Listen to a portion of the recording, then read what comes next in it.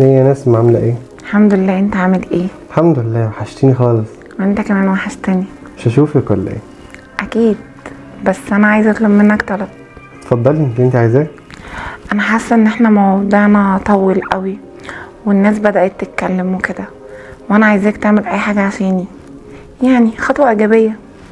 طب مفيش مشكلة، بس انت عارفة ان ظروفي مش احسن حاجة المرة دي، ولو انا جيت يعني مامتك واخوكي مش هيبقى ردهم حلو عليا. انا ممكن احارب الدنيا عشانك وهقف قدام الدنيا كلها عشانك وهقف قدام ماما واخويا، بس انت عامل كده حسسني ان انت شاريني. حاضر حبيبتي حاضر، بس هو انت بتكلمي الصوت اللي مين؟ عندك ده ايه ده ماما؟ ما بكلمش حد يا ماما. يعني ايه ما بتكلميش حد؟ يعني ايه؟ يعني ايه وانا سامعاكي وانت بتتكلمي في التليفون؟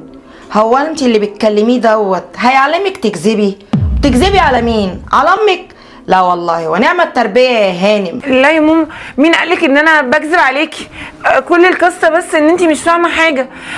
انا بصراحه هقولك كل حاجه واقولك الصراحه، بس اوعديني ان انتي مش هتعملي لي حاجه ولا هتقولي لاخويا. طب ما كمل الاول يا بنتي، قولي لي بقى ايه الموضوع؟ ممكن بقى تعرفيني ايه الموضوع؟ بصي يا ماما، انا هقولك الصراحه. قولي.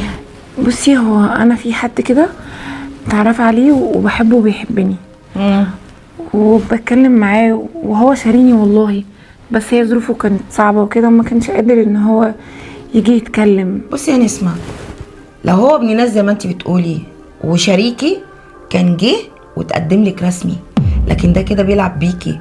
والشاب اللي يفضل يكلم بنات الناس في التليفون وما يخشش البيت من بابه ده بقى انسان مش محترم. وهو لو انسان محترم ما يقعدش يتكلم معاكي كده. يقبلها على اخته؟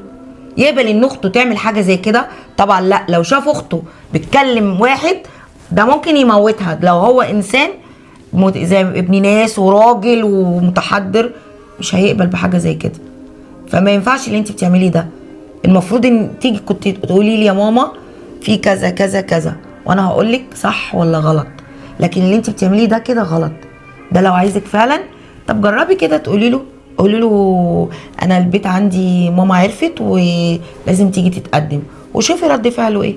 بس يا ماما، انا سمعتك لحد الاخر، بس اللي انا عايزه اقوله لك ان احمد ده حد راجل او حد محترم وهو ما بيلعبش بيا، وانا لو حسيت ثانيه بس او للحظه ان هو بيلعب بيا انا عمري ما كنت اتكلمت معاه.